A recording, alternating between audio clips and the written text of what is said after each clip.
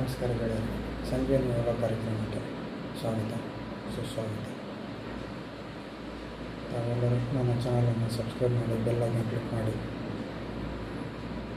ಸಾಧ್ಯ ಆದಷ್ಟು ತಮ್ಮ ಫ್ರೆಂಡ್ಸ್ಗಳಿಗೆಲ್ಲ ಹೇಳಿ ಪ್ರೋತ್ಸಾಹ ಕೊಡಿ ಅಂತ ಹೇಳ್ತಾ, ಇವತ್ತಿನ ಪ್ರಾಣಾಯಾಮದ ಇನ್ನೊಂದು ಅಂತ ಓಂಕಾರ. ಎಲ್ಲರೂ ಓಂಕಾರವನ್ನು ಏನಂತ ಅಂದ್ಕೊಂಡಿರ್ತೀರಿ? ಓಂ ಅಂತ ಉಚ್ಚಾರ ಮಾಡಿದರೆ ಮುಗಿತು, ಮತ್ತೇನಿಲ್ಲ ಅಂತ ಅನಿಸುತ್ತೆ. ಅದರದೇ ಸೃಷ್ಟಿ, ಸ್ಥಿತಿ, ಲಯ. ಓ ಮ ಉಚ್ಚಾರ ಬರೋದೇ ಓ ಮ ಅಂತ. ಅದರಲ್ಲಿ ಬ್ರಹ್ಮ, ವಿಷ್ಣು, ಶಿವ ಇರ್ತಕ್ಕಂಥ ಸ್ಥಿತಿ ಲಯಗಳು ಆ ಮೂರು ಇರೋದ್ರಿಂದನೇ ಓ ಮ ಅಂತ ಹೇಳಿ ಬರ್ತಕ್ಕಂಥದ್ದು.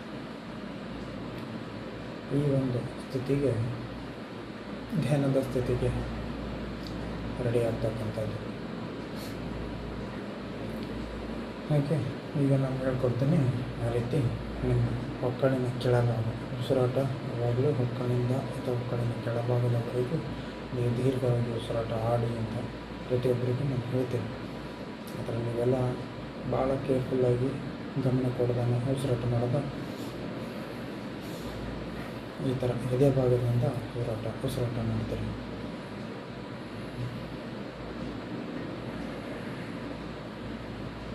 ಈ ಥರ ಹೊಟ್ಟೆಯಿಂದ ಬರೋದಿಲ್ಲ. ಆ ಥರ ದೀರ್ಘವಾಗಿ ಬಂದರೆ ಮಾತ್ರ ಮನುಷ್ಯನ ದೀರ್ಘ ಆಯಸ್ಸು ಚೆನ್ನಾಗಿರುತ್ತೆ, ಲಂಗ್ಸ್ ಬ್ರಾಡ್ ಆಗುತ್ತೆ, ಉಸಿರಾಟದ ಕ್ರಿಯೆ ಲಾಂಗ್ ಆಗಿರೋದಕ್ಕೆ ಆಮೇಲೆ ಭಾಳ ವರ್ಷಗಳವರೆಗೂ ಬದುಕೋದು.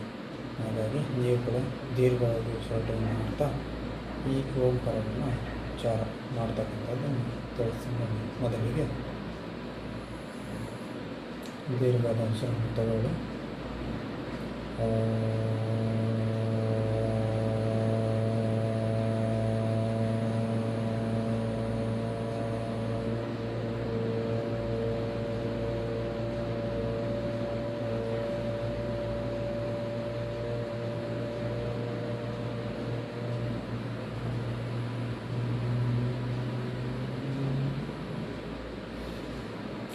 ಈ ರೀತಿ ಹಂತ ಹಂತವಾಗಿ ಉಸಿರು ಇಲ್ಲಿ ಮಣಿಪುರ ಚಕ್ರದಿಂದ ಮೇಲೆ ಹಂತಕ್ಕೆ ಬಂದು ಎದೆಯವರೆಗೆ ಬರ್ತಾ ಇದ್ದಾಗ ಒಂದು ಉಚ್ಚಾರ ಆಗುತ್ತೆ.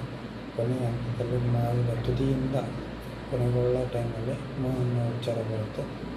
ಇದನ್ನು ದಿನನಿತ್ಯ ಪ್ರಾಕ್ಟೀಸ್ ಮಾಡ್ತಾ ಬನ್ನಿ ಅಂತ ಹೇಳ್ತಾ, ನನ್ನ ಚಾನಲ್ಗೆ ಫಾಲೋ ಆಗಿ ಅಂತ ಹೇಳ್ತಾ ಧನ್ಯವಾದ.